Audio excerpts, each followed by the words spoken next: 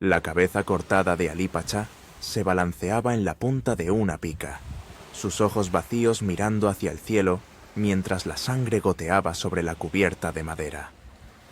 El turbante blanco con aigrete de diamantes había desaparecido en el fragor del combate, y lo que quedaba del hombre más temido del Mediterráneo no era más que un trofeo ensangrentado meciéndose al viento salado de la tarde.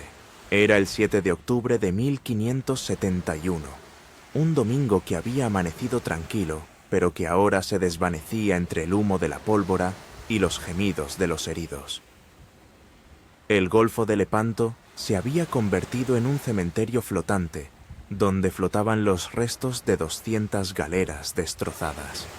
El agua, que al amanecer era de un azul cristalino, típico del Mediterráneo griego, ahora tenía el color de la sangre diluida, maderas astilladas por los cañonazos, cadáveres hinchados de marineros ahogados, pedazos de seda turca bordada en oro y fragmentos de estandartes cristianos flotaban entre los restos de lo que había sido la armada más poderosa del mundo islámico.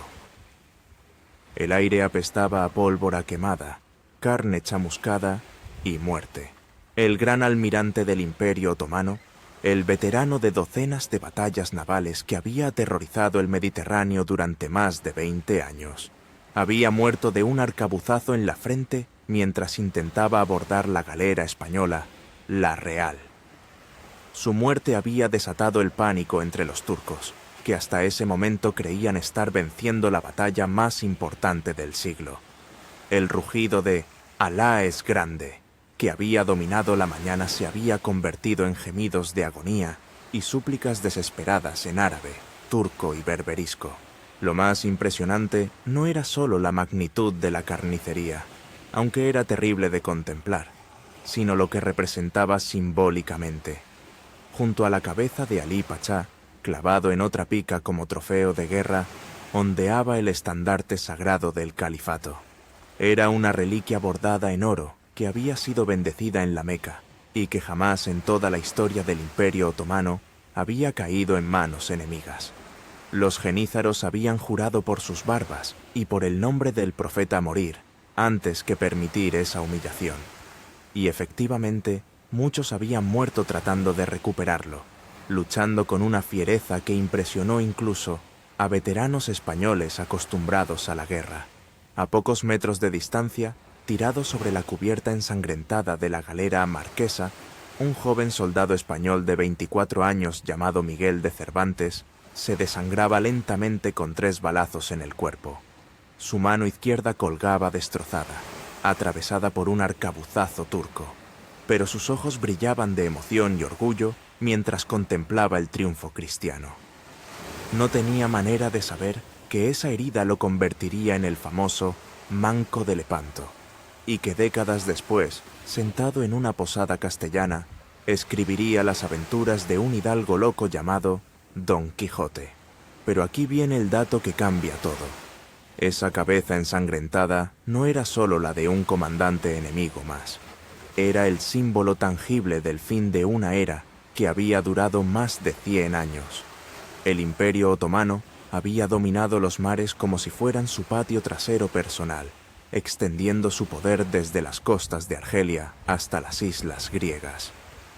Habían conquistado la inexpugnable Constantinopla, habían puesto sitio a Viena 2 veces, habían saqueado las costas de Italia hasta las puertas de Roma, y habían convertido el Mediterráneo oriental en un lago turco, donde ningún barco cristiano se atrevía a navegar sin pagar tributo o terminar convertido en botín de guerra. Durante generaciones enteras, los europeos se habían acostumbrado a vivir con un miedo constante y paralizante. Miedo a despertar una mañana y ver las velas triangulares de los corsarios berberiscos en el horizonte. Miedo a que sus hijos fueran secuestrados para ser vendidos en los mercados de esclavos de Estambul o Túnez. Miedo a que sus mujeres terminaran en los harenes del sultán, desapareciendo para siempre en la ciudad prohibida. Miedo a que sus iglesias fueran convertidas en mezquitas y sus cruces arrancadas para ser reemplazadas por medias lunas.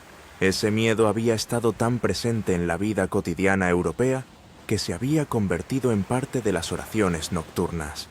Los niños cristianos aprendían desde pequeños a rezar no solo por el pan de cada día, sino también para que los turcos no llegaran durante la noche. Aquel domingo de octubre, todo eso cambiaría para siempre. Pero el precio sería terrible para ambos bandos. 20.000 hombres habían despertado esa mañana sin saber que era su último amanecer. Muchos de ellos eran apenas adolescentes que nunca habían estado en una batalla real. Pero ¿cómo llegamos hasta esta carnicería épica? ¿Qué convirtió las aguas tranquilas del Golfo griego en el escenario del enfrentamiento naval más sangriento del Renacimiento? ¿Por qué el bastardo de 24 años del emperador Carlos V se enfrentaba al almirante más temible del mundo islámico en un duelo personal que decidiría el destino de dos civilizaciones? La respuesta está en una historia de venganza que había comenzado exactamente un año antes, con el grito de agonía de un hombre siendo despellejado vivo en las murallas de una fortaleza chipriota mientras recitaba el Padre Nuestro. Para entender la magnitud de lo que pasó en Lepanto, tienes que trasladarte mentalmente a una época completamente diferente. Estamos hablando de 1570, y el mundo funcionaba de manera brutalmente distinta a como lo conocemos hoy. Era una época salvaje para todos, sin excepción, donde la vida humana valía menos que una bolsa de pimienta negra. Las noticias viajaban a la velocidad de un caballo al galope, y las mentiras siempre llegaban primero que la verdad, porque eran más interesantes de contar. Un rumor sobre un ataque turco podía sembrar el pánico en toda una ciudad antes de que llegara la información real.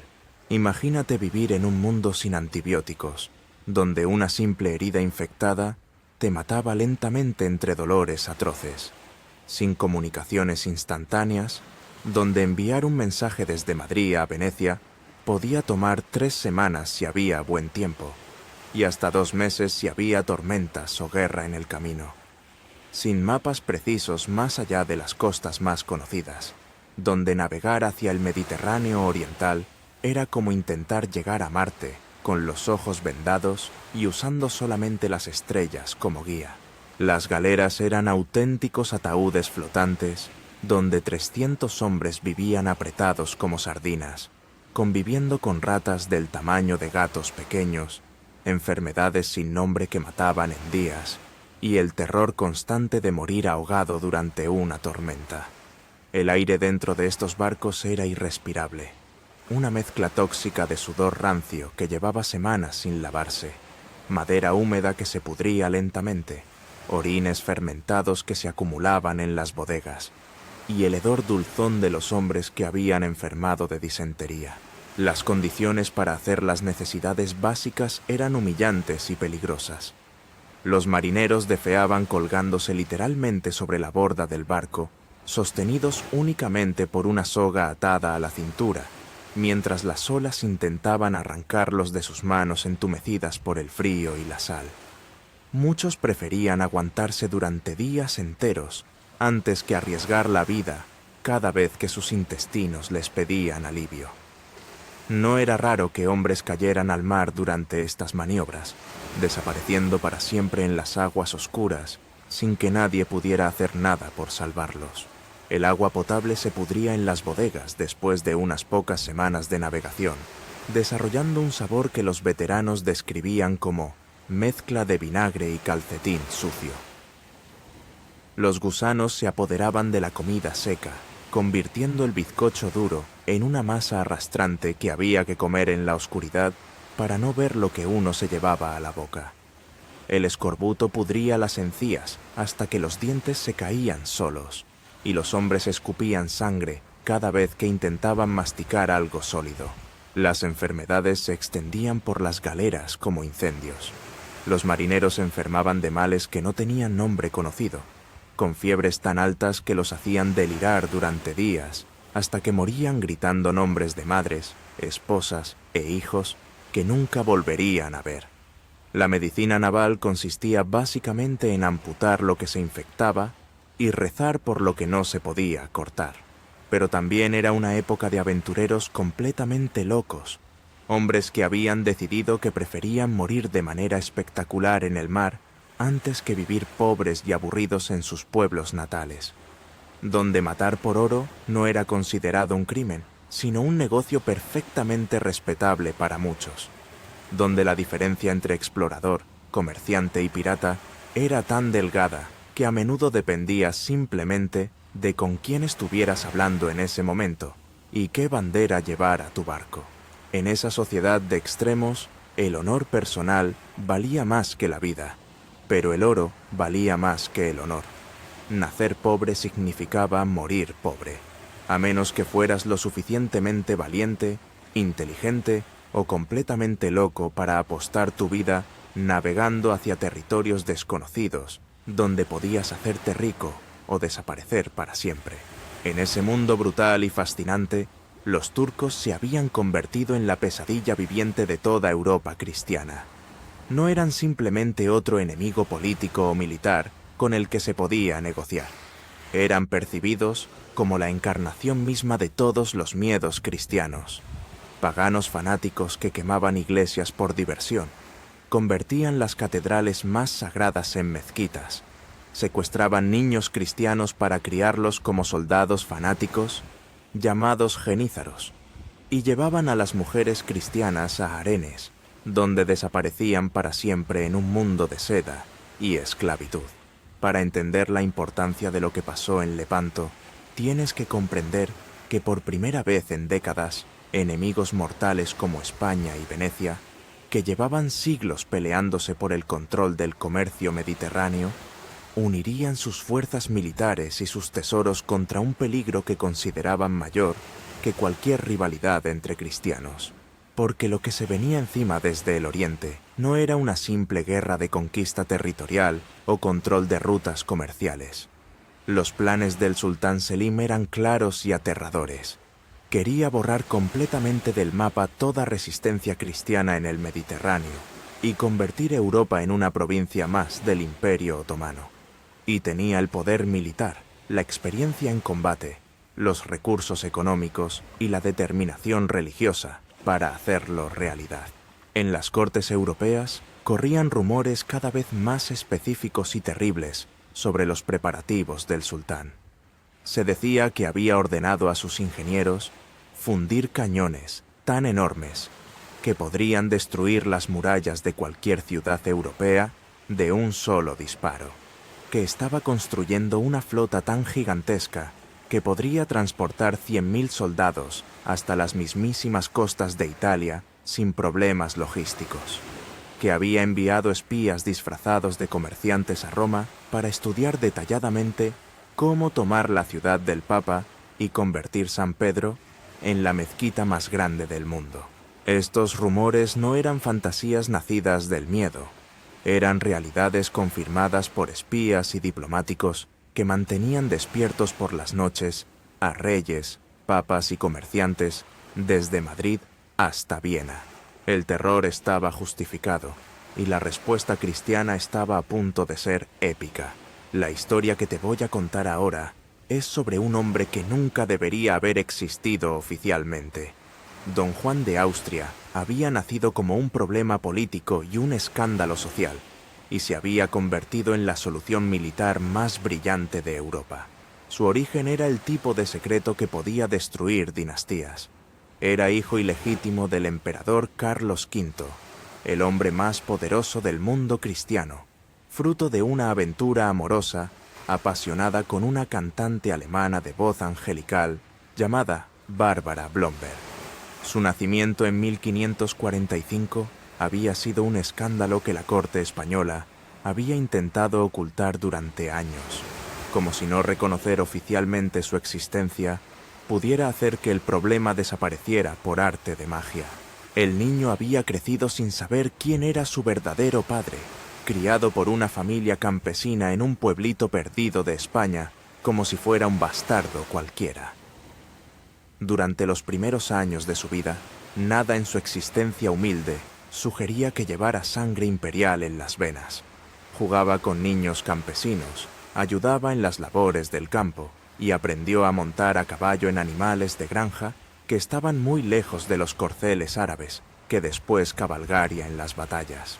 La cosa se puso dramática y políticamente explosiva cuando Carlos V, en su lecho de muerte en el monasterio de Yuste, decidió hacer una confesión que cambiaría el rumbo de la historia europea.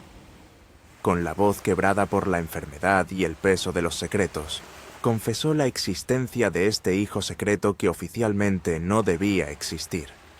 El emperador más poderoso de su época admitió en sus últimos suspiros que había dejado un bastardo con sangre real corriendo libre por el mundo. Felipe II, heredero legítimo del trono español, se encontró de repente con un problema familiar que era también un problema de Estado. Un hermanastro de sangre imperial que representaba una amenaza potencial al orden establecido. ¿Qué hacer con él? Matarlo hubiera sido demasiado escandaloso y religiosamente problemático. Ignorarlo era imposible cuando media corte ya conocía el secreto. Reconocerlo oficialmente podría crear problemas dinásticos en el futuro. La solución que encontró Felipe fue brillante en su simplicidad: convertirlo en soldado profesional. Don Juan había heredado el carisma natural de los Habsburgo, esa capacidad innata para comandar respeto y lealtad que parecía venir en la sangre de la dinastía, y una valentía personal que rayaba en la locura suicida. No era temeridad ciega, sino valor calculado mezclado con una comprensión instintiva de que un bastardo tenía que demostrar su valor 2 veces más que cualquier noble legítimo. A los 20 años ya había demostrado su valía militar, sofocando la peligrosa rebelión de los moriscos en las montañas de las Alpujarras, donde se enfrentó a guerrilleros experimentados que conocían cada piedra, cada cueva y cada sendero de un terreno montañoso que era prácticamente inexpugnable. Allí aprendió lecciones sobre la guerra que no se enseñaban en ninguna academia militar, que ganar o perder dependía tanto de la psicología y la moral de los hombres como de la calidad de las armas y las tácticas, que un comandante tenía que ganarse el respeto de sus soldados cada día con decisiones inteligentes y valentía personal, que la guerra era un arte que mezclaba matemáticas, psicología, logística y pura intuición animal. En las Alpujarras había demostrado también una cualidad que lo distinguía de muchos nobles de su época. Trataba a los soldados comunes como seres humanos, no como herramientas descartables. Conocía los nombres de sus sargentos, preguntaba por las familias de sus veteranos y compartía los peligros del combate en primera línea en lugar de comandar desde una posición segura en la retaguardia. Era físicamente impresionante, alto, de complexión atlética, con el cabello rubio típico de los Habsburgo y unos ojos azules que los cronistas de la época describían como penetrantes. Tenía esa combinación rara de elegancia natural y dureza militar que impresionaba tanto en los salones de palacio como en los campamentos de campaña.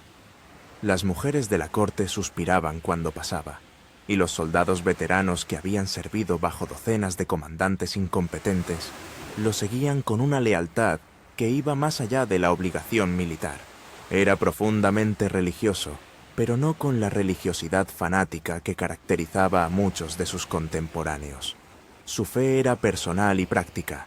Rezaba antes de las batallas, trataba a los prisioneros con respeto y creía sinceramente que Dios había puesto en sus manos la responsabilidad de defender la cristiandad. Esta convicción religiosa genuina le daba una confianza en sí mismo que resultaba contagiosa para sus hombres, pero también tenía debilidades muy humanas que lo hacían más atractivo como persona y más complejo como líder. Le gustaban demasiado las mujeres hermosas, el vino bueno y los caballos rápidos. Tenía un romance secreto con María de Mendoza, una dama de la corte que era tan inteligente como hermosa y que le escribía cartas apasionadas que él guardaba como tesoros personales. Era vanidoso con respecto a su apariencia física y gastaba fortunas en armaduras ornamentadas y ropas lujosas que realzaran su presencia natural. Tenía además ese don natural e inexplicable para inspirar lealtad fanática en soldados veteranos curtidos por décadas de guerra que habían visto morir a docenas de comandantes jóvenes e inexpertos. Los hombres no lo seguían solamente por obligación militar o miedo al castigo. Lo seguían porque creían en él, porque veían en sus decisiones una mezcla de inteligencia táctica y valor personal que los hacía confiar en sus posibilidades de sobrevivir y ganar. Pero lo que nadie podía imaginar, ni siquiera el propio Felipe II cuando decidió darle el comando de la Liga Santa, es que este bastardo imperial de 24 años estaba a punto de enfrentarse al mayor desafío naval de toda la historia cristiana. Iba a comandar la flota más poderosa que Europa había reunido jamás contra un enemigo que llevaba más de un siglo, sin conocer una derrota significativa en el mar. Y de su victoria o derrota no dependería solamente su destino personal o la gloria de España. Dependería el futuro de toda Europa y el equilibrio de poder entre dos mundos que se consideraban mutuamente incompatibles.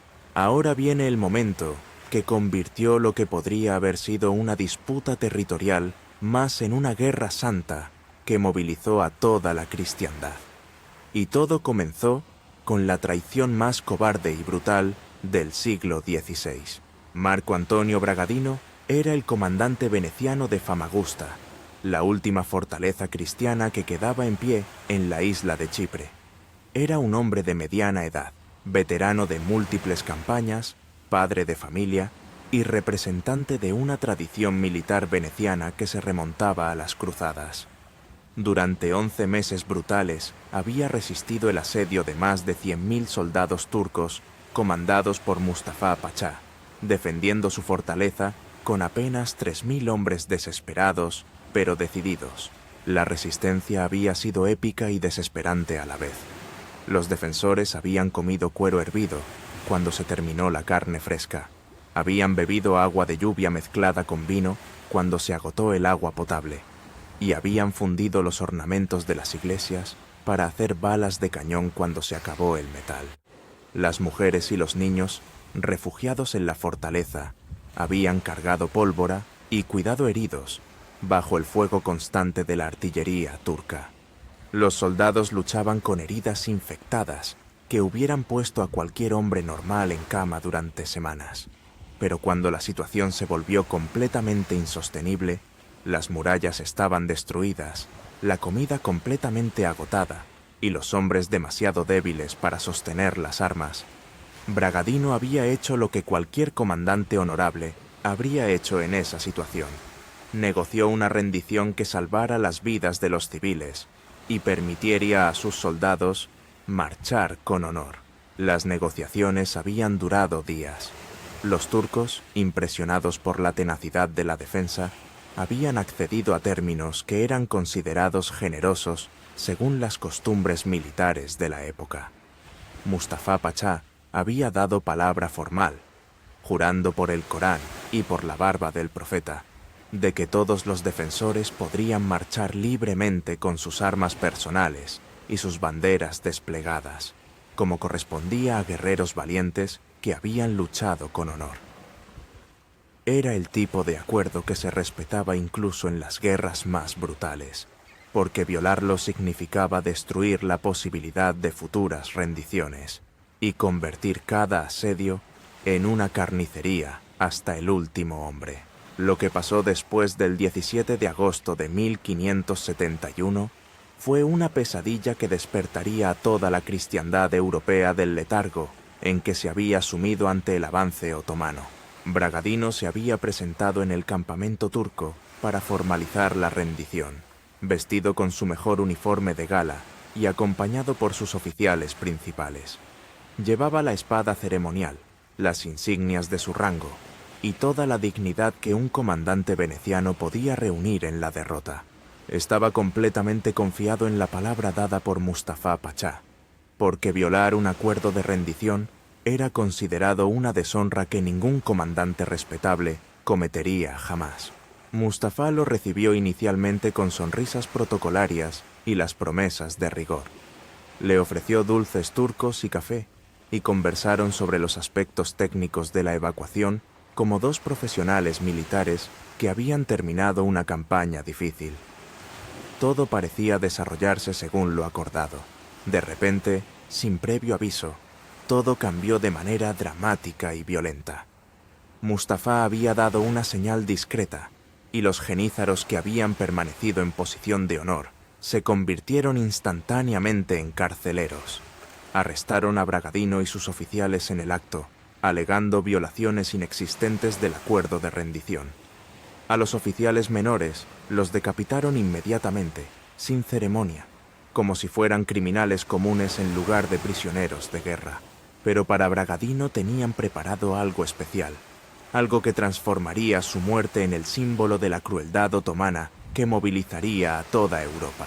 Primero le cortaron las orejas y la nariz con un cuchillo ceremonial, mientras él intentaba mantener la dignidad y no gritar de dolor. Después lo forzaron a cargar sacos pesados de arena y piedras bajo el sol abrasador del verano chipriota, obligándolo a caminar alrededor del campamento turco para diversión de los soldados que se burlaban y escupían sobre el comandante caído. Lo humillaron sistemáticamente, lo torturaron psicológicamente y finalmente decidieron ejecutarlo de la manera más bárbara que pudieron imaginar. Lo despellejaron vivo. Con cuchillos afilados le arrancaron la piel centímetro a centímetro, comenzando por las extremidades y avanzando lentamente hacia el torso, mientras Bragadino recitaba oraciones cristianas con una voz que se iba debilitando hasta que perdió el conocimiento por el dolor insoportable. El proceso duró horas, diseñado específicamente para maximizar el sufrimiento y crear un espectáculo que aterrorizara a cualquier cristiano que pensara en resistir al poder otomano. Su piel, una vez completamente removida, fue cuidadosamente tratada como si fuera cuero de animal. La rellenaron con paja y algodón hasta darle forma humana. La vistieron con ropas turcas burlescas y la pasearon por las calles de Famagusta, montada en un burro como trofeo de guerra. La multitud turca celebraba y se reía mientras la macabra figura desfilaba por la ciudad que Bragadino había defendido con su vida. Finalmente, como insulto supremo, enviaron la piel embalsamada como regalo personal al sultán en Estambul, donde fue exhibida en el Seraglio como prueba de la superioridad militar otomana sobre los infieles cristianos. Cuando la noticia de esta atrocidad llegó a Europa, llevada por los pocos supervivientes que habían logrado escapar, el grito de indignación se escuchó desde los palacios de Madrid hasta las plazas de Venecia. No se trataba simplemente de la muerte de un comandante en combate, que era algo aceptado y esperado en la guerra. Se trataba de la violación deliberada de los códigos de honor militar que habían regido la guerra civilizada durante siglos, convertida además en un espectáculo diseñado para humillar a toda la cristiandad. Los venecianos, que hasta ese momento habían sido pragmáticos en sus relaciones comerciales con el Imperio Otomano, se convirtieron en los defensores más fanáticos de una guerra total de venganza. El Papa Pío V declaró que la sangre de los mártires pedía justicia desde el cielo. Incluso Felipe II, normalmente cauteloso en sus compromisos militares, decidió que había llegado el momento de una respuesta que los turcos jamás olvidarían. Aquí viene el secreto sobre la expedición que cambió todo. La Liga Santa no se formó solamente para recuperar territorio perdido o proteger rutas comerciales. Era una alianza de venganza personal, motivada por la indignación moral tanto como por consideraciones políticas. Don Juan de Austria, cuando aceptó el comando de la expedición, sabía que no se trataba de una campaña militar ordinaria. Era una cruzada en el sentido más literal de la palabra. Una guerra santa destinada a vengar una afrenta que había ultrajado a toda la cristiandad. Y esa motivación personal sería decisiva en los momentos más críticos de la batalla que se aproximaba. La formación de la Liga Santa fue un milagro diplomático que nadie había creído posible apenas unos meses antes. Venecia, que llevaba décadas enteras peleándose con España por el control exclusivo del lucrativo comercio mediterráneo, había aceptado subordinar su orgullosa flota al mando militar español. El Papa Pío V había puesto dinero papal, galeras pontificias y la autoridad moral de la Iglesia al servicio de la alianza. Incluso Génova, tradicionalmente neutral en los conflictos entre las grandes potencias para proteger sus intereses comerciales, había aportado sus mejores comandantes navales y sus galeras más avanzadas. Pero juntar las flotas aliadas en el puerto de Mesina fue como meter gatos rabiosos en un saco cerrado. Los marineros venecianos, acostumbrados a la disciplina republicana y las tradiciones de una potencia comercial, despreciaban abiertamente a los soldados españoles, a quienes veían como fanáticos religiosos sin sofisticación. Los españoles, por su parte, consideraban a los venecianos como mercaderes codiciosos que vendían su alma al mejor postor y que habían comerciado con los turcos durante décadas. Los genoveses despreciaban tanto a los venecianos como a los españoles, por razones históricas que se remontaban a siglos de conflictos comerciales y territoriales. Los malteses, supervivientes del gran asedio de 1565, querían venganza personal e inmediata contra cualquier cosa que tuviera que ver con el Imperio Otomano, y consideraban que sus aliados no entendían la verdadera naturaleza de la amenaza turca. Los soldados pontificios se sentían superiores moralmente por representar directamente al Papa, pero eran militarmente los menos experimentados del grupo, y todos, absolutamente todos, creían saber mejor que los demás cómo organizar la flota, cómo distribuir las provisiones, cómo planificar la estrategia de combate y cómo dirigir la guerra contra los turcos. El encuentro en Mesina fue explosivo desde el primer día. Sebastián Veniero, el almirante veneciano de 75 años, que había sobrevivido a más batallas navales que cualquier otro comandante vivo, tenía un temperamento absolutamente imposible de manejar. Era valiente hasta la locura, experimentado como ninguno, pero orgulloso como Lucifer y con una tendencia peligrosa a tomarse cualquier desacuerdo como una afrenta personal. Cuando un capitán español se negó a seguir sus órdenes sobre la formación de combate, alegando que solo recibía órdenes de comandantes españoles, Veniero montó en una cólera que se pudo escuchar en todo el puerto. Sin consultar con don Juan, sin avisar a nadie y sin dar oportunidad de explicación o defensa, mandó ahorcar al capitán español inmediatamente. Lo colgó de una verga de su propia galera como escarmiento para cualquiera que cuestionara su autoridad, mientras el cuerpo se balanceaba a la vista de toda la flota aliada. Don Juan, cuando se enteró de lo ocurrido, estuvo a punto de arrestar al almirante veneciano por asesinato y traición a la alianza. La Liga Santa casi se desintegró antes de zarpar del puerto. Se necesitaron horas de negociación desesperada, con amenazas veladas, promesas de compensación y la intervención personal del representante papal, para evitar que los venecianos abandonaran la alianza y regresaran a sus puertos con toda su flota. El incidente reveló un problema más profundo. Cada contingente nacional tenía sus propias tradiciones militares, sus códigos de honor particulares, sus métodos de disciplina y sus ideas sobre cómo debía conducirse una guerra naval. Unificar todo eso bajo un comando único requería un equilibrio político y diplomático tan delicado como la estrategia militar. Mientras tanto, las condiciones de vida en las galeras reunidas en Mesina eran absolutamente infernales, incluso según los estándares brutales de la época. Más de 200 hombres vivían apretados en un espacio del tamaño de una casa moderna, navegando durante semanas sin posibilidad de tocar tierra firme. El aire dentro de estos barcos era literalmente irrespirable, una mezcla tóxica y nauseabunda de sudor humano que llevaba semanas acumulándose, madera húmeda que se pudría lentamente bajo la línea de flotación, orines fermentados que se acumulaban en las bodegas porque no había manera de limpiarlas adecuadamente, y el hedor dulzón y penetrante de los hombres que habían enfermado de disentería. Las ratas eran compañía constante y familiar. Roían la comida, mordían a los hombres dormidos y se reproducían de manera tan prolífica que algunas galeras tenían ratas más grandes que los gatos que supuestamente debían cazar. Estos gatos, por cierto, estaban tan desnutridos y enfermos como los humanos, y a menudo terminaban siendo comida en lugar de cazadores. El agua potable se pudría en las bodegas de madera después de unas pocas semanas de almacenamiento, desarrollando un sabor y un olor que los marineros veteranos describían como mezcla de vinagre rancio y calcetín sucio hervido.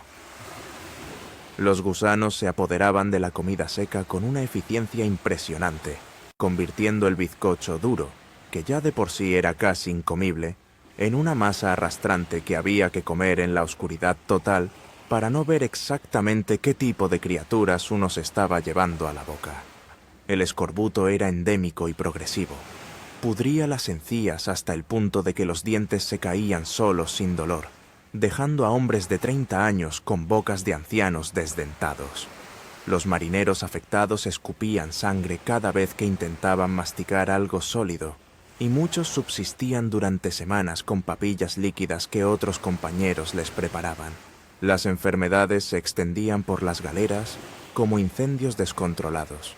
Los marineros se enfermaban de males que no tenían nombre conocido en la medicina de la época, con fiebres tan altas que los hacían delirar durante días, hasta que morían gritando nombres de madres, esposas e hijos que nunca volverían a ver.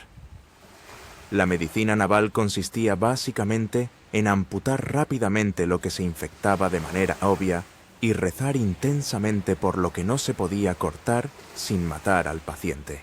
Los cadáveres se arrojaban por la borda, envueltos en lona, después de una ceremonia religiosa tan breve como permitían las circunstancias.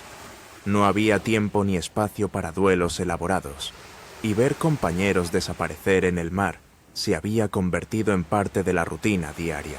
Pero lo más desesperante de todo era la absoluta falta de privacidad y espacio personal. 200 hombres vivían, comían, dormían, enfermaban y morían en un espacio donde era imposible estar solo, ni siquiera durante 5 minutos. Los temperamentos se calentaban por cuestiones triviales que en tierra firme habrían parecido absurdas. ¿Quién dormía en qué lugar? ¿Quién tenía derecho a beber agua primero? ¿Quién podía usar el orinal común cuando había tormenta? Y ahí fue cuando se dieron cuenta de que algo estaba muy mal con los planes originales. Los espías que regresaron del reconocimiento reportaron que la flota turca no solo los estaba esperando en el Golfo de Lepanto, sino que los superaba considerablemente en número de galeras, y parecía estar mejor preparada y más descansada que la fuerza cristiana. La Liga Santa se dirigía hacia el enfrentamiento naval más importante del siglo en condiciones de inferioridad numérica, con una alianza frágil que podía romperse en cualquier momento, y con tropas que llevaban semanas debilitándose por enfermedades y condiciones inhumanas de vida. Parecía una receta perfecta para el desastre. Cuando la flota cristiana finalmente navegó hacia su encuentro con el destino en el Golfo de Lepanto, llevaban consigo una innovación tecnológica que cambiaría la guerra naval para siempre, y que los turcos no habían sabido anticipar: las famosas galeazas venecianas. Francesco Bressan, el ingeniero naval veneciano que las había diseñado, había concebido estos monstruos flotantes como una respuesta desesperada pero brillante a la superioridad numérica constante de las flotas otomanas. Si los cristianos no podían ganar por cantidad de barcos, lo harían por superioridad tecnológica y potencia de fuego concentrada. Las galeazas eran auténticas fortalezas flotantes que desafiaban todas las convenciones tradicionales de la guerra naval mediterránea. Medían más de 60 metros de eslora, gigantescas según los estándares de la época, y desplazaban más de 1.500 toneladas cada una. Pero lo verdaderamente revolucionario no era su tamaño, sino su armamento. Cada galeaza montaba 50 cañones pesados de bronce, distribuidos en múltiples cubiertas como un castillo flotante, diseñado específicamente para la destrucción. Era una concentración de potencia de fuego jamás vista en el Mediterráneo. Una sola galeaza tenía más capacidad artillera que 10 galeras tradicionales juntas. Las 6 galeazas de la flota veneciana representaban 300 cañones pesados que podían disparar simultáneamente. creando una barrera de fuego que ninguna formación naval había enfrentado jamás. Pero había un problema técnico fundamental que hacía de las galeazas un arma de doble filo. Eran tan pesadas y difíciles de maniobrar que necesitaban ser remolcadas a posición por galeras normales antes del combate. Una vez colocadas, se convertían en plataformas artilleras inmóviles, pero devastadoras. Si algo salía mal durante el remolque, o si el enemigo lograba atacarlas antes de que estuvieran en posición, toda la estrategia cristiana se vendría abajo espectacularmente. El plan de Don Juan era genial en su simplicidad: colocar estas 6 fortalezas flotantes en la vanguardia de la formación cristiana, creando una muralla de fuego que destrozaría la primera línea turca antes de que pudiera hacer contacto físico con las galeras cristianas. Era como situar una línea de tanques delante de la caballería enemiga, una innovación táctica que cambiaría las reglas del juego naval para siempre.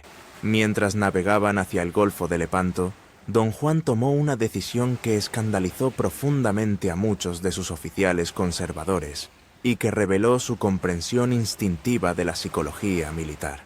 Ordenó liberar a todos los galeotes cristianos de sus cadenas y darles armas para el combate.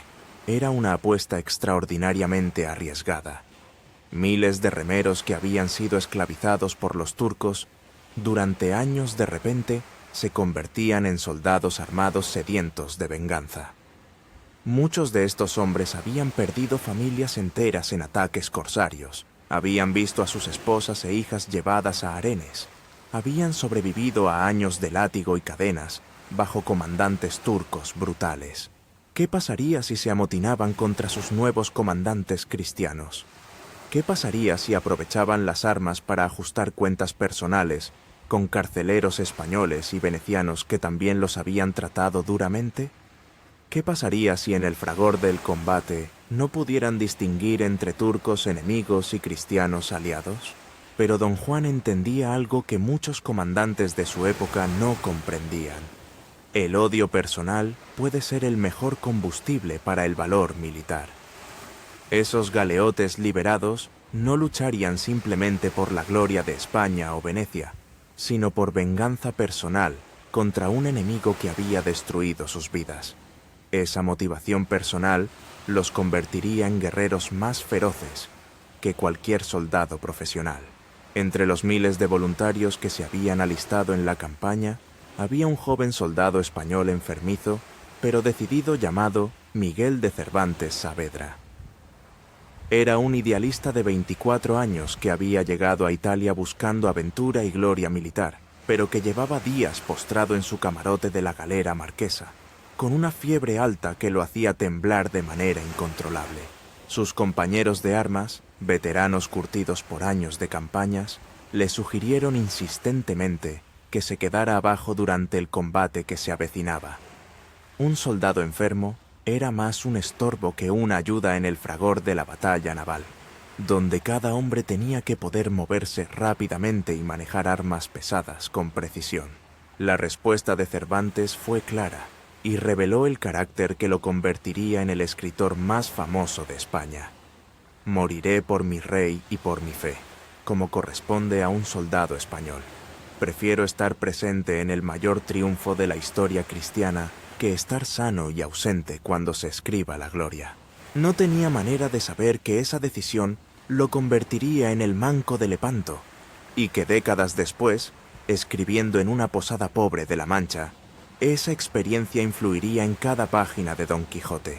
Aquí viene una revelación que cambió completamente los cálculos estratégicos de ambos bandos.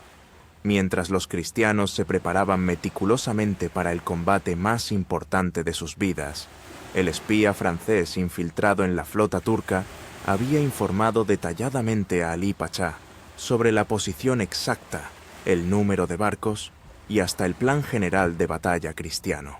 Francia, oficialmente católica pero políticamente opuesta a los Habsburgo, había mantenido una alianza secreta con el Imperio Otomano durante décadas. El rey francés prefería ver a España debilitada por una guerra con los turcos antes que permitir que los Habsburgo consolidaran su dominio total del Mediterráneo. Esta traición diplomática significaba que Alí Pachá conocía las debilidades de la formación cristiana, sabía exactamente dónde estaban colocadas las temibles galeazas venecianas y había planificado tácticas específicas para neutralizar las ventajas tecnológicas cristianas. La batalla se convertiría en un enfrentamiento no solo entre dos flotas, sino entre la innovación occidental y la experiencia otomana informada por el espionaje francés. Era el tipo de complejidad geopolítica que convertía las guerras del siglo XVI en ajedrez tridimensional, donde las alianzas religiosas oficiales no siempre coincidían con los intereses políticos reales. El 6 de octubre de 1571, las dos flotas más poderosas del mundo se avistaron por primera vez en el horizonte del Golfo de Lepanto, y la tensión que se apoderó de ambas armadas fue tan intensa que podía sentirse físicamente en el aire. Era como contemplar dos ciudades flotantes navegando una hacia la otra con intención homicida. 208 galeras cristianas contra 250 otomanas, distribuidas en líneas de combate que se extendían por kilómetros.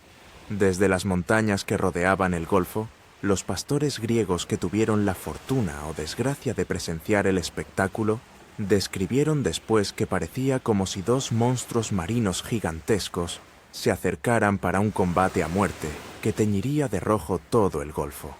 180.000 hombres, soldados, marineros, remeros, oficiales, sacerdotes, médicos, ingenieros, sabían que muchos no verían otro amanecer. La mortalidad en las batallas navales de la época era brutal. Entre un tercio y la mitad de los participantes moría o resultaba herido de gravedad. Y esta batalla prometía ser más sangrienta que cualquier otra en la memoria viva de la humanidad. La noche anterior al combate fue una experiencia sobrenatural que quedó grabada para siempre en la memoria de los supervivientes. En las galeras cristianas, miles de soldados hacían cola durante horas para confesarse con sacerdotes que trabajaban sin descanso hasta el amanecer. Los curas recorrían las cubiertas bendiciendo cañones y espadas como si fueran reliquias sagradas, rociando agua bendita sobre la artillería mientras recitaban oraciones en latín que se mezclaban con el ruido constante de las olas contra los cascos. Se cantaron Te Deum hasta la madrugada, con voces que se alzaban desde docenas de galeras, creando una sinfonía religiosa que se extendía por todo el golfo. Los soldados escribían cartas de despedida a esposas e hijos, sabiendo que probablemente serían las últimas. Muchos entregaban sus posesiones más preciadas, retratos familiares, cruces heredadas, anillos de boda, a compañeros que parecían tener más posibilidades de sobrevivir, con instrucciones específicas sobre cómo contactar a sus familias si no regresaban. Don Juan, demostrando una vez más su comprensión instintiva de la psicología militar, ordenó repartir vino de la mejor calidad, pan fresco horneado en las cocinas de las galeras y carne de las provisiones especiales, reservadas para oficiales a toda la tripulación sin distinción de rango. Era una tradición militar antigua. Los hombres que van a morir tienen derecho a una última cena decente. Pero también era un gesto calculado para demostrar que valoraba la vida de cada soldado, desde el galeote liberado hasta el capitán más veterano. Del lado turco, la preparación espiritual era igualmente intensa, pero diferente en sus manifestaciones. Los imanes recitaban versículos del Corán en árabe clásico, mientras miles de soldados se postraban en oración mirando hacia la Meca, creando un ritual religioso masivo que podía escucharse desde las galeras cristianas como un murmullo constante y hipnótico. Los genízaros, las tropas de élite del imperio, afilaban sus famosas cimitarras curvas mientras entonaban himnos de guerra en turco que hablaban del paraíso reservado para los guerreros que morían en la Guerra Santa. Alí Pachá había desplegado en su galera capitana, Sultana, el estandarte sagrado del califato, una reliquia bordada en oro que había sido bendecida en la Meca y que jamás había conocido la derrota en 150 años de conquistas otomanas. La reliquia representaba no solo el poder militar del sultán, sino la autoridad religiosa del califato sobre todos los musulmanes del mundo. Pero en ambas flotas corrían rumores inquietantes que revelaban la superstición natural de hombres enfrentados a la muerte inminente. Los marineros hablaban obsesivamente de presagios extraños, aves marinas volando en círculos durante horas sin posarse jamás, aguas que cambiaban de color sin razón aparente, vientos que se calmaban de repente, creando una quietud sobrenatural, y sueños compartidos, donde hombres que no se conocían veían las mismas imágenes de batallas y muerte. Un fenómeno extraño ocurrió durante la noche. Docenas de delfines aparecieron entre las flotas, saltando fuera del agua en lo que los marineros interpretaron como una danza ritual. Para los cristianos era una señal divina de bendición. Para los turcos, un presagio de que el mar reclamaría muchas vidas antes del anochecer del día siguiente. Al amanecer del domingo 7 de octubre, elegido deliberadamente porque era el día de la Virgen del Rosario, las flotas comenzaron a formar sus líneas de batalla definitivas, en una coreografía militar que había sido ensayada durante semanas, pero que ahora se ejecutaba bajo la presión mortal del combate real. Don Juan había organizado a los cristianos en 3 divisiones principales, siguiendo la tradición táctica naval mediterránea, pero adaptándola a las innovaciones tecnológicas que llevaban. El ala izquierda estaba comandada por Agostino Barbarigo, con galeras venecianas especializadas en maniobras rápidas cerca de la costa. El centro, bajo su propio mando personal, incluía las galeras españolas más pesadas y las 6 galeazas revolucionarias. El ala derecha estaba dirigida por Andrea Doria, con galeras genovesas conocidas por su velocidad y maniobrabilidad en aguas abiertas. Por detrás de todo, como reserva estratégica, Álvaro de Bazán comandaba las mejores galeras de combate españolas. Los turcos se desplegaron de manera similar, pero con variaciones tácticas que revelaban décadas de experiencia en combate naval. Mehmed Sirocco comandaba la izquierda con galeras egipcias y sirias. Ali Pachá dirigía personalmente el centro con las galeras imperiales turcas más pesadas, y Ulugh Ali, el famoso renegado calabrés convertido al Islam, comandaba la derecha con galeras argelinas y tunecinas conocidas por su agresividad y experiencia en combate corsario. Cuando las primeras luces del sol matutino iluminaron completamente el Golfo de Patras, Don Juan se dirigió a sus comandantes con palabras que se convertirían en legendarias. «Señores, ya no es hora de debates, sino de combates. Hemos venido aquí a vencer o morir por la fe de Cristo. Que Dios nos dé la victoria que merece nuestra causa». Ali Pachá, desde la cubierta de su galera, Sultana, pronunció su propia arenga en turco. «Soldados del califa, hoy lucharemos contra los infieles que profanan las aguas que Alá nos ha dado.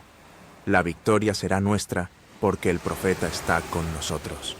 A las 9 de la mañana, las flotas comenzaron a acercarse lentamente, con el ritmo hipnótico de miles de remos moviéndose al unísono, creando una sinfonía de madera y agua que pronto sería ahogada por el rugido de los cañones. La distancia se reducía metro a metro. Los arqueros comenzaron a tensar sus arcos. Los artilleros prepararon la pólvora. Los soldados se colocaron las armaduras por última vez. La batalla más decisiva del siglo estaba a punto de comenzar. Lo que pasó durante las primeras 2 horas de la batalla de Lepanto desafió absolutamente todo lo que los turcos creían saber sobre guerra naval después de más de un siglo de victorias ininterrumpidas en el Mediterráneo. Durante más de 100 años, desde la conquista de Constantinopla, las batallas navales habían seguido el mismo patrón predecible y tradicional. Las galeras se acercaban a máxima velocidad en formaciones cerradas, se embestían mutuamente con sus espolones de bronce, intentando abrir agujeros en los cascos enemigos. Y después venía el abordaje cuerpo a cuerpo, donde ganaba quien tuviera más hombres dispuestos a morir, con una espada en la mano y una oración en los labios. Era un tipo de combate que favorecía la experiencia, la disciplina y el fanatismo religioso. tres cualidades en las que los otomanos habían demostrado ser superiores a cualquier enemigo cristiano durante generaciones. Los genízaros eran guerreros profesionales entrenados desde la infancia para el combate y habían perfeccionado las tácticas de abordaje hasta convertirlas en arte letal. Pero las galeazas venecianas cambiaron las reglas del juego de manera tan radical que el combate naval tradicional se volvió obsoleto en cuestión de minutos. Cuando la línea turca se acercó a velocidad de ataque máxima, con los remos batiendo el agua en perfecta sincronización y los soldados gritando invocaciones religiosas, esperaban el choque tradicional que había decidido docenas de batallas anteriores en favor del imperio. Los comandantes otomanos tenían planificado el combate según tácticas que habían funcionado sin falla durante décadas. Romper la formación enemiga con el ímpetu inicial, aislar las galeras cristianas individualmente y destruirlas una por una mediante abordajes masivos. En lugar de eso, se encontraron con algo que jamás habían visto, y para lo cual no existía defensa conocida. Un muro de artillería pesada que convertía galeras enteras en astillas y cadáveres con cada descarga coordinada.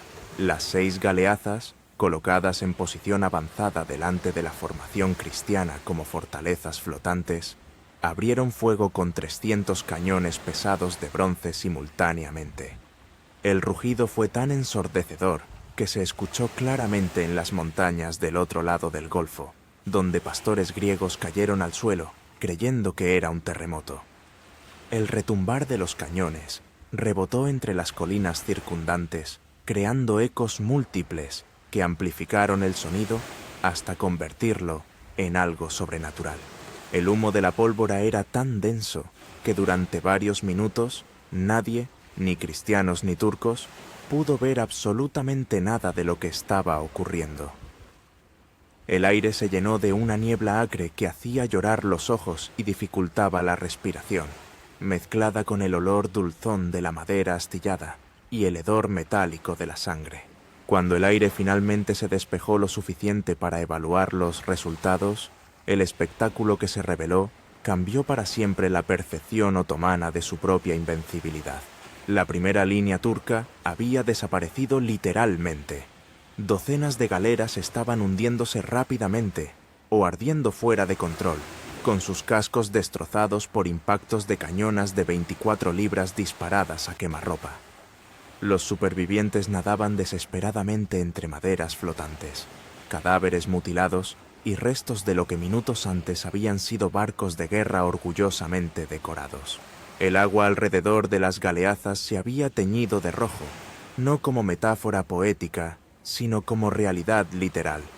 La sangre de cientos de hombres destrozados por la artillería había convertido el mar en una sopa carmesí, donde flotaban pedazos de cuerpos humanos mezclados con fragmentos de madera pintada y seda bordada.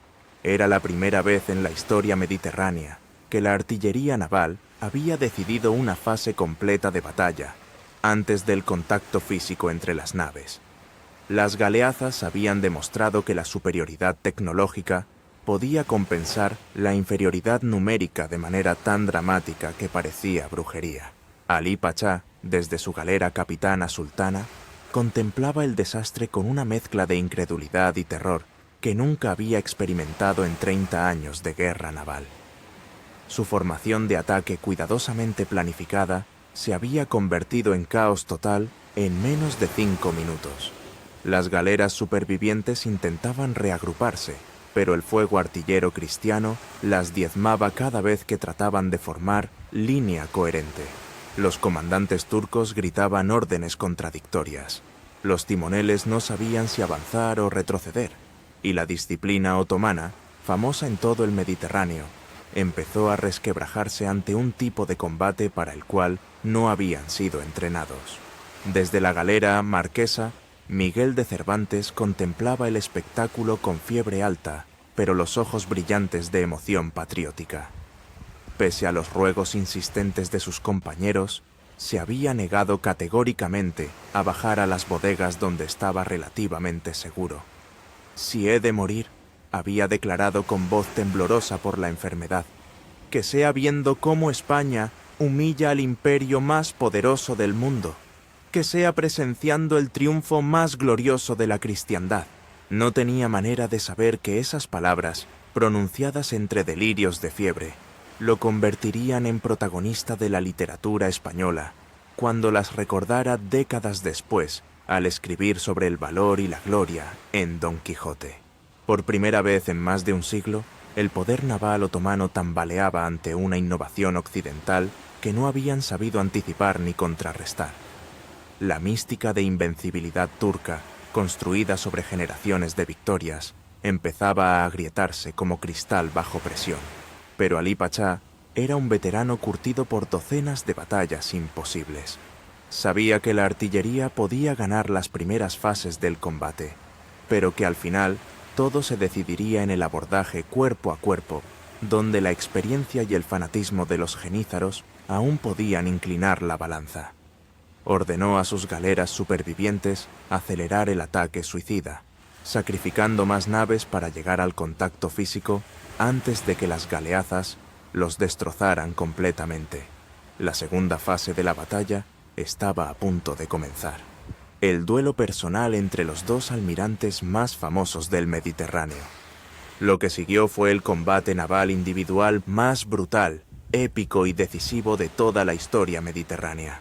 Cuando las galeras capitanas, la Real, de Don Juan de Austria, y Sultana, de Alí Pachá, se avistaron a través del humo denso y acre de la batalla, era como si todo el destino de dos civilizaciones se hubiera concentrado en un duelo personal entre dos hombres que representaban mundos completamente diferentes, pero igualmente determinados.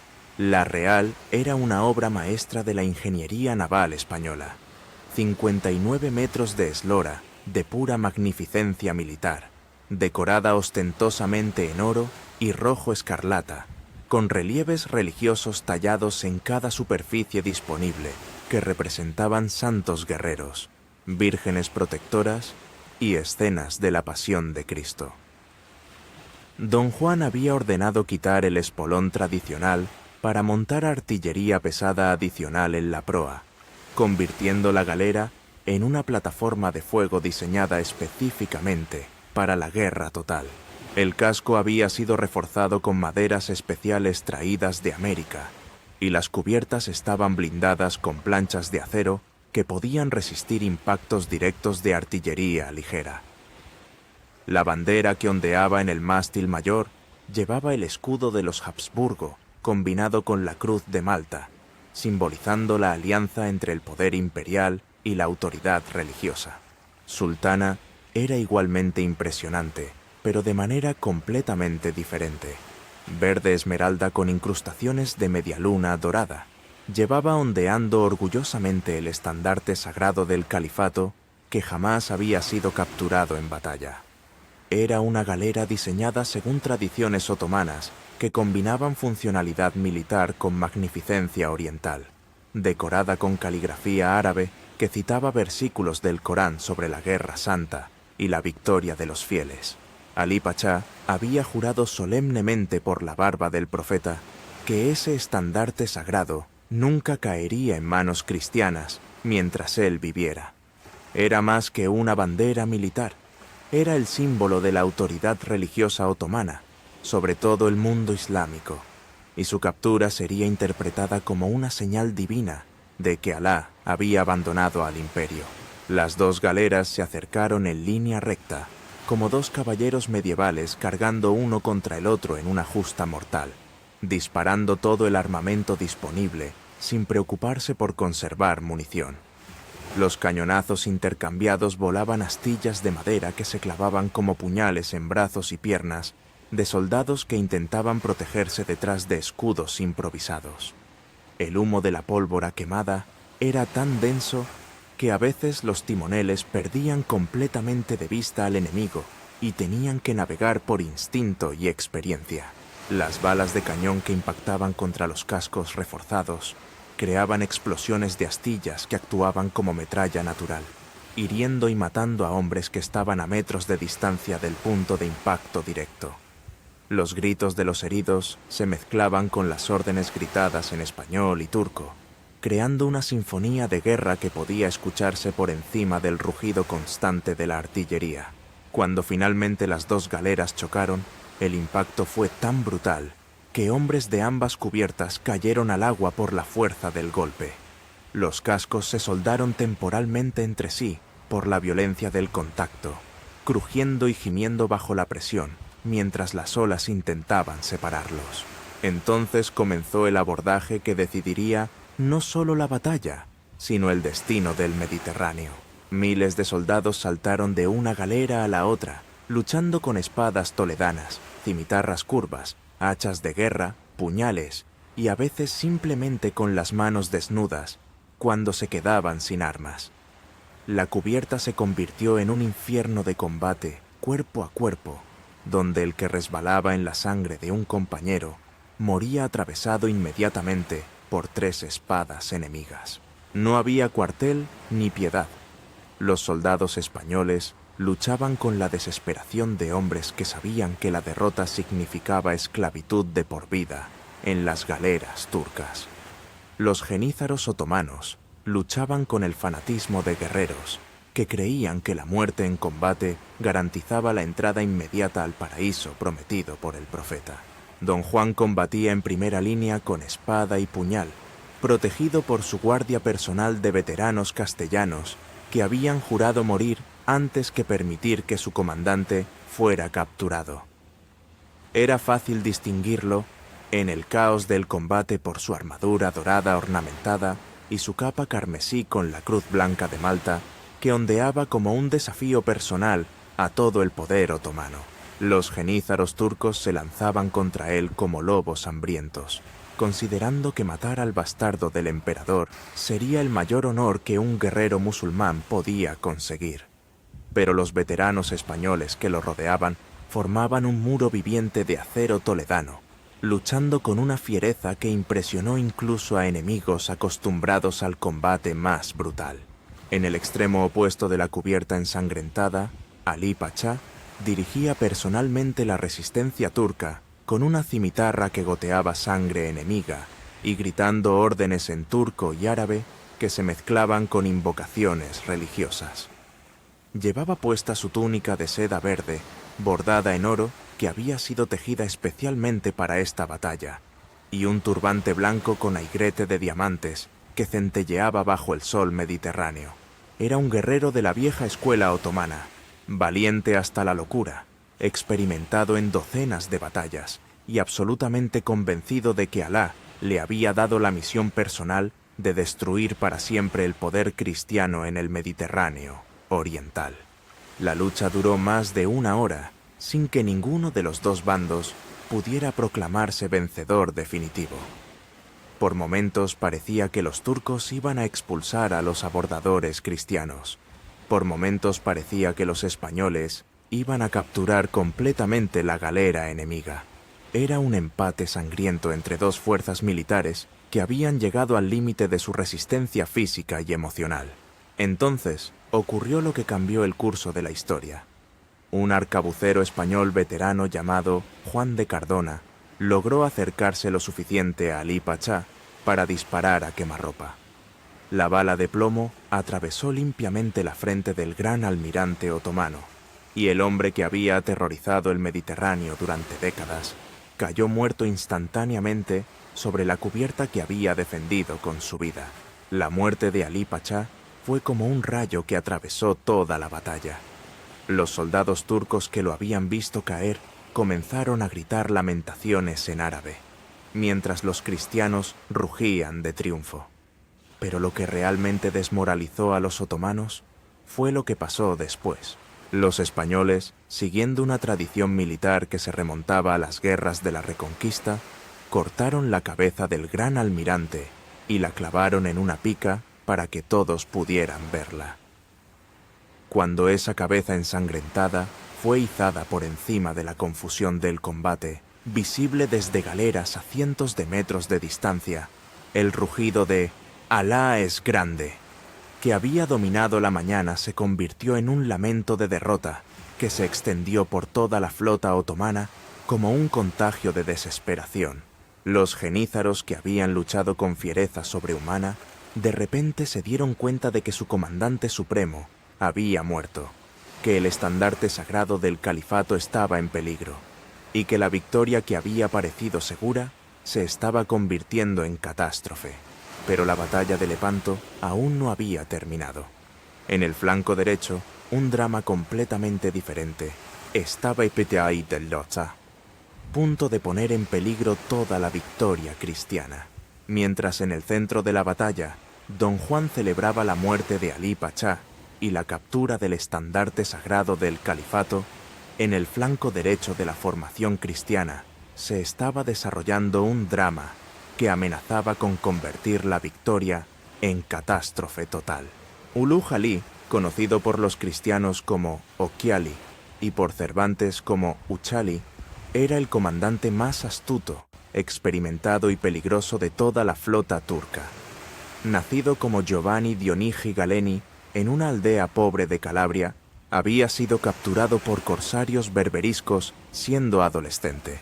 Se había convertido al Islam por supervivencia y había ascendido por puro mérito militar hasta convertirse en el Beylerbey de Argel, virtualmente el rey de la piratería mediterránea.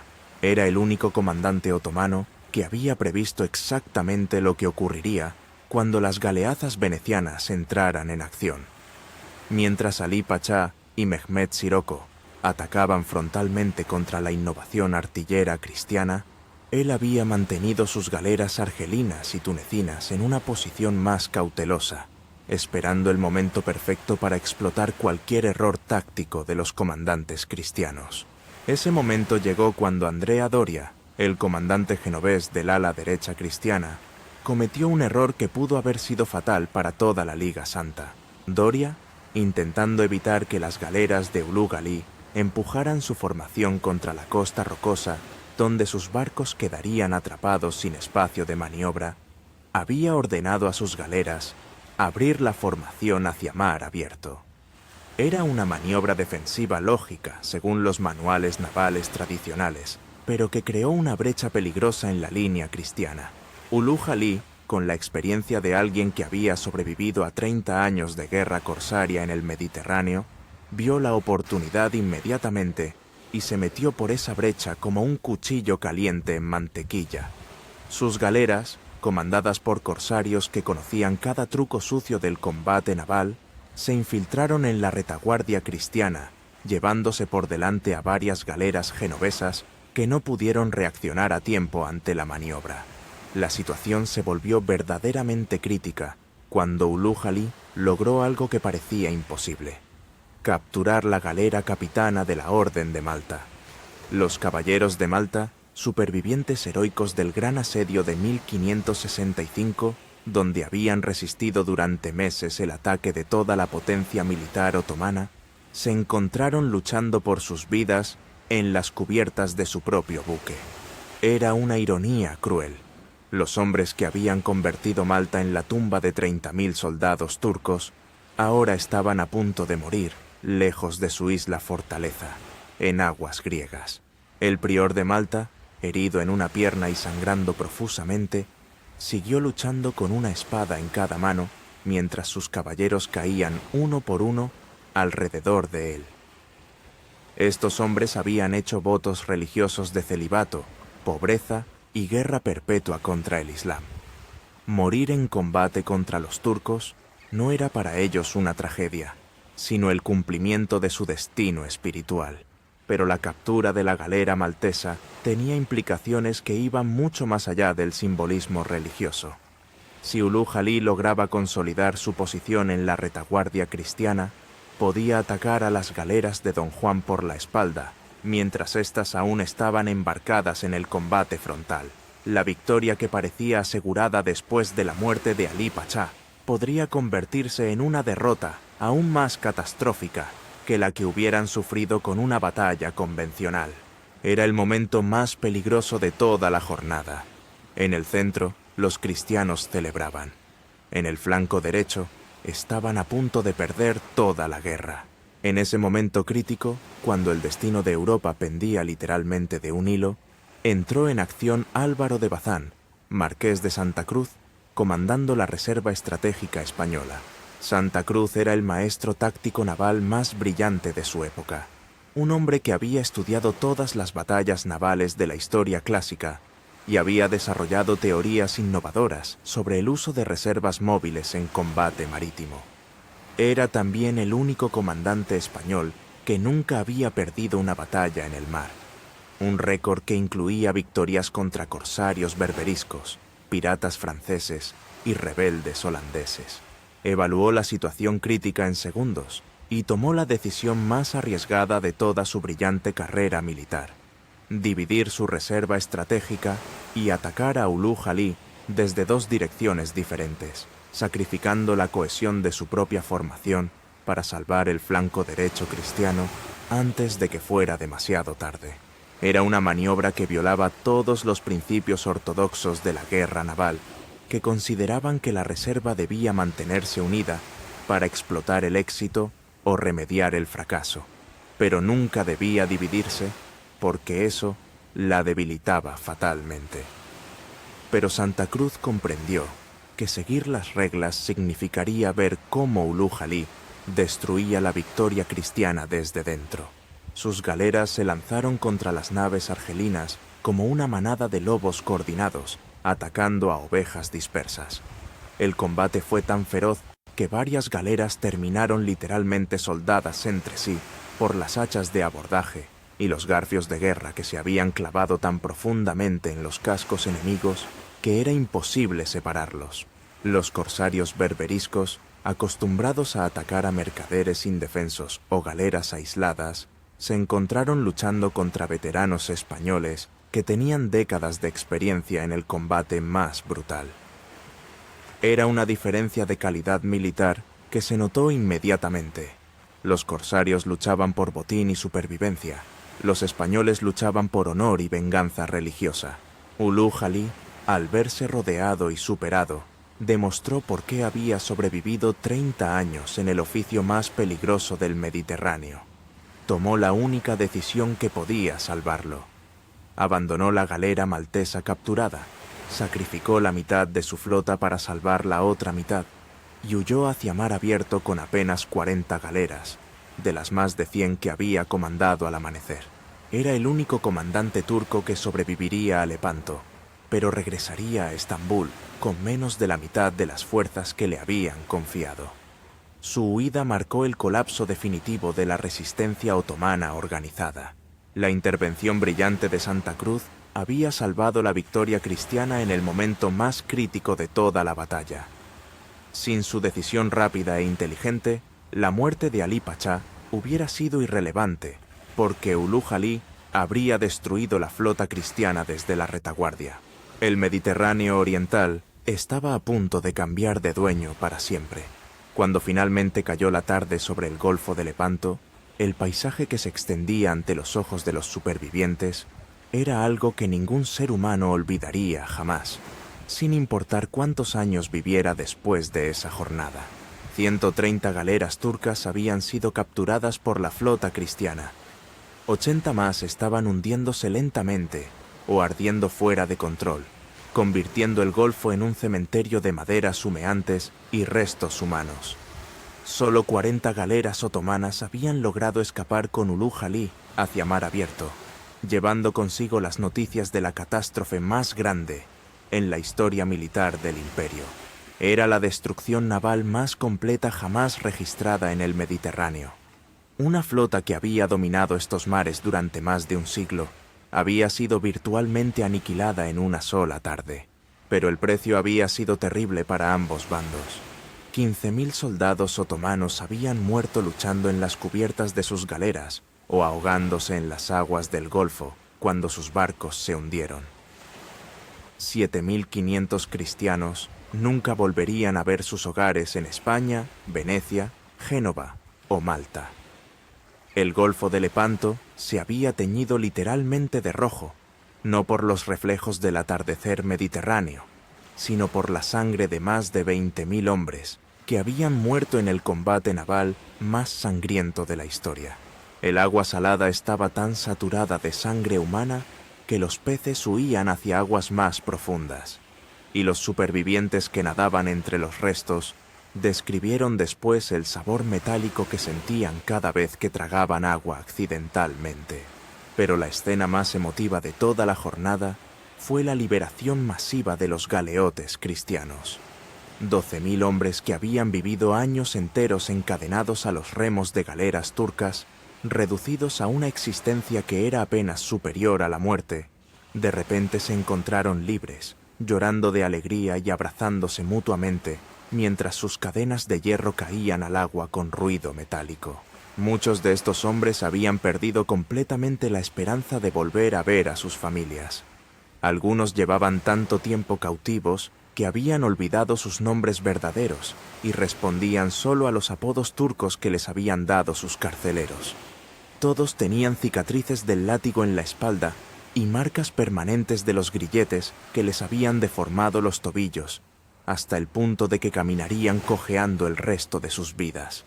Cuando las cadenas fueron cortadas con hachas y cinceles, muchos galeotes liberados cayeron al suelo porque sus músculos, atrofiados por años de permanecer sentados en el mismo banco de remo, no podían sostener su peso corporal.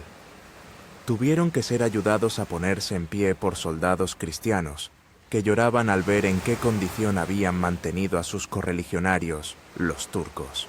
Los relatos de los galeotes liberados revelaron horrores que pusieron furiosos incluso a veteranos curtidos por décadas de guerra. Algunos habían sido capturados siendo niños y habían crecido encadenados. Otros habían visto morir a hermanos y padres en los bancos de remo contiguos, sin poder hacer nada más que seguir remando mientras los cadáveres se descomponían a su lado, hasta que finalmente eran arrojados por la borda. Entre los heridos cristianos, Miguel de Cervantes yacía en la cubierta ensangrentada de la galera Marquesa, con 3 arcabuzazos en el cuerpo, 2 en el pecho que habían perforado su armadura de cuero, y uno que le había destrozado completamente la mano izquierda. Sus compañeros creían que moriría desangrado antes del amanecer, pero el futuro autor del Quijote tenía otros planes. Mientras los cirujanos de campaña intentaban salvarle la vida sin anestesia y con instrumentos que parecían más apropiados para carniceros que para médicos, Cervantes repetía entre delirios de dolor y pérdida de sangre: «Prefiero tener inutilizada la mano por la gloria de España que tenerla sana por mi cobardía. Prefiero haber estado presente en la victoria más grande de la historia cristiana que haber estado ausente y completo». Se convertiría en el Manco de Lepanto, un título del que se sintió orgulloso durante el resto de su vida y que mencionaría con frecuencia en sus obras literarias como la credencial militar más importante que podía exhibir cualquier español de su generación. Don Juan de Austria recorrió las galeras capturadas como un conquistador, pero lo que vio durante esa inspección lo conmovió profundamente de maneras que no había anticipado. Entre los muertos turcos había hombres muy jóvenes, casi niños, que habían luchado con la ferocidad de veteranos y que habían muerto gritando invocaciones religiosas en árabe.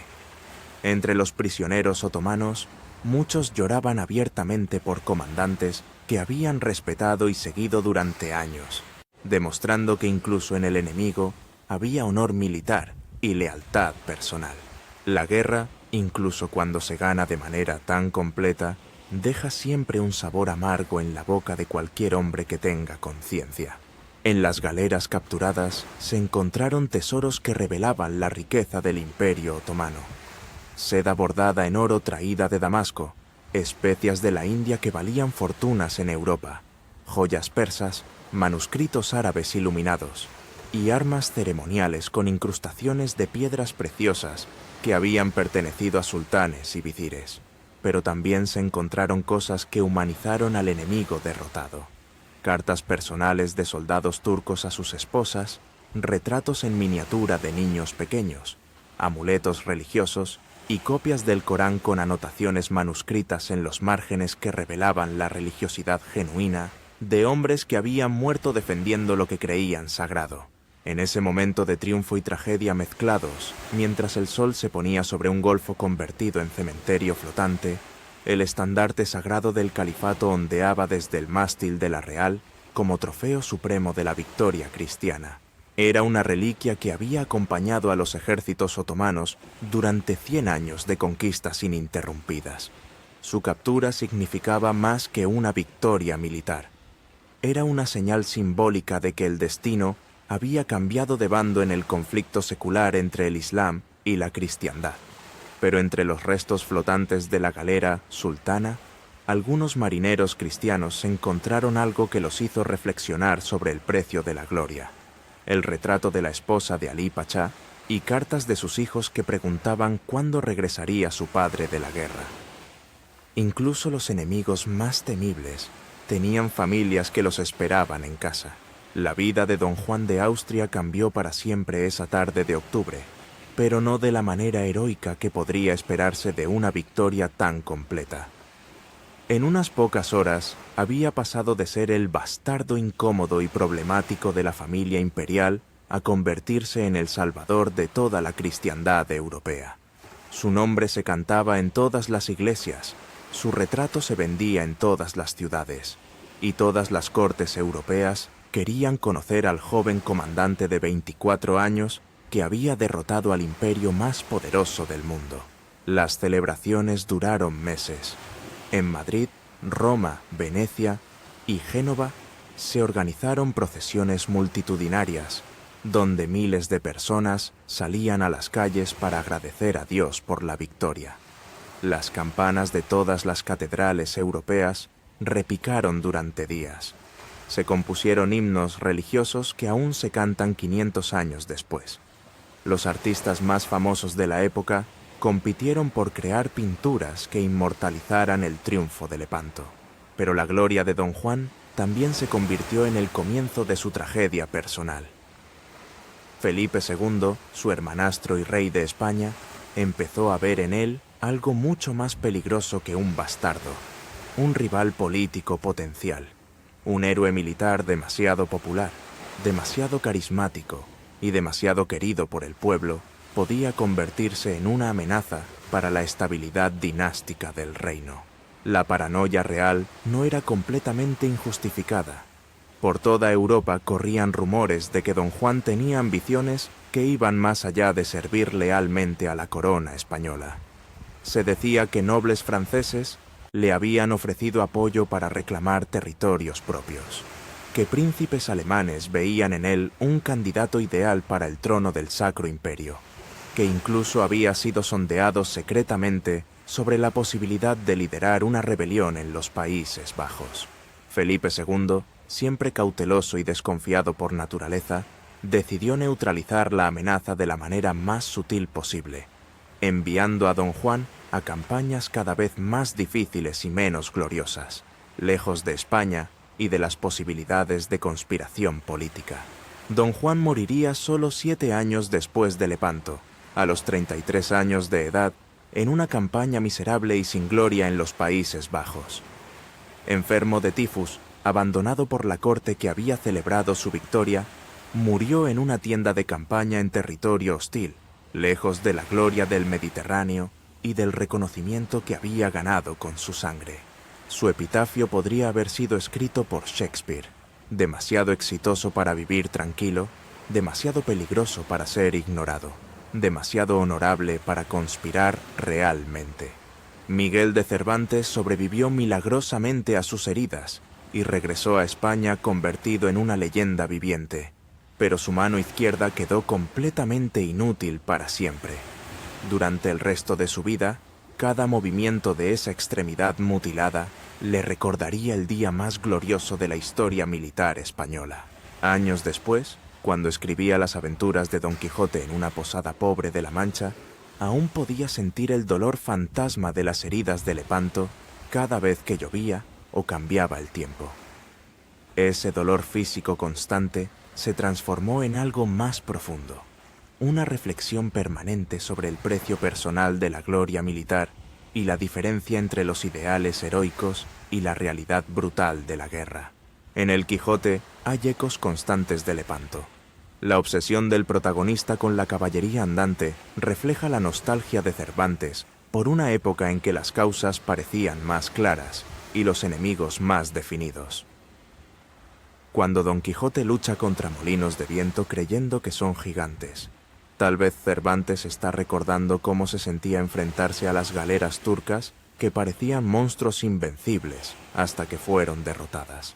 El Manco de Lepanto se convirtió en el título que Cervantes exhibía con más orgullo que cualquier reconocimiento literario.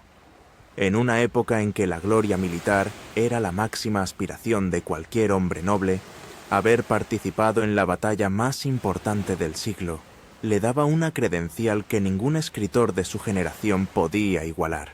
Ulu Jalí, el único comandante turco que sobrevivió a la catástrofe, regresó a Estambul esperando ser ejecutado por su fracaso. El protocolo otomano era claro. Los comandantes que perdían batallas importantes pagaban con sus vidas, sin excepciones ni atenuantes. En lugar de eso, el sultán Selim lo nombró nuevo gran almirante de la flota imperial. Su explicación fue simple y reveladora de la mentalidad otomana. Los cristianos nos afeitaron la barba, pero nosotros les cortamos un brazo. Un hombre que puede salvar 40 galeras de un desastre total es más valioso que un comandante que nunca ha conocido la derrota, pero tampoco ha aprendido de ella. Los turcos reconstruirían su armada en menos de un año, demostrando la impresionante capacidad logística y económica del imperio. Pero algo fundamental había cambiado para siempre en el equilibrio psicológico del Mediterráneo. La mística de invencibilidad otomana se había roto de manera irreparable. Lepanto no destruyó militarmente el imperio turco, que siguió siendo una potencia formidable durante siglos, pero demostró que era vulnerable, que podía ser derrotado, que las innovaciones occidentales podían superar la experiencia y el fanatismo oriental. Esa revelación psicológica fue más importante que la victoria militar inmediata. Por primera vez en más de un siglo, los cristianos habían demostrado que podían vencer a los otomanos en su propio terreno, usando sus propias tácticas mejoradas con tecnología superior. Esa confianza nueva prefiguraría la futura dominación europea de todos los océanos del mundo. La innovación tecnológica representada por las galeazas venecianas había vencido definitivamente al número y la tradición. Esas fortalezas flotantes fueron el prototipo directo de los navíos de línea que dominarían la guerra naval durante los siguientes 300 años, hasta la llegada del vapor y el acero. La batalla de Lepanto marcó el momento preciso en que Occidente recuperó la iniciativa naval frente al Islam después de siglos de defensiva. A partir de ese domingo de octubre, serían los europeos quienes expandirían su poder por los mares, no los musulmanes. Y en los archivos históricos de Simancas, entre todos los documentos oficiales de la batalla, se conserva un detalle que muy poca gente conoce y que revela la humanidad que persistía incluso en medio de la guerra más brutal. La lista completa de objetos personales encontrados en la galera de Alí Pachá después de su muerte. Entre las posesiones del gran almirante otomano había un retrato en miniatura de su esposa, pintado por un artista de la corte imperial. Cartas de sus 3 hijos preguntando ¿cuándo regresaría papá de la Guerra Santa?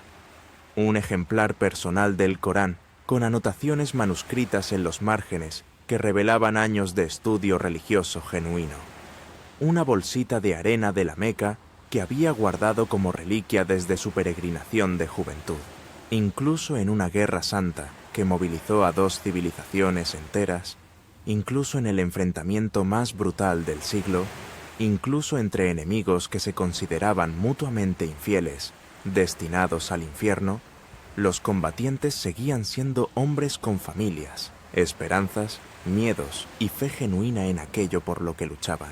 Lepanto no solo cambió el balance de poder naval del Mediterráneo, demostró que la guerra, por más necesaria o gloriosa que sea, siempre cobra un precio humano que trasciende las victorias políticas y militares. ¿Qué opinas de esta historia? ¿Te imaginas vivir esa aventura? Cuéntanos en los comentarios qué explorador quieres que contemos después. Dale like si te gustó y suscríbete para más historias increíbles de la historia real.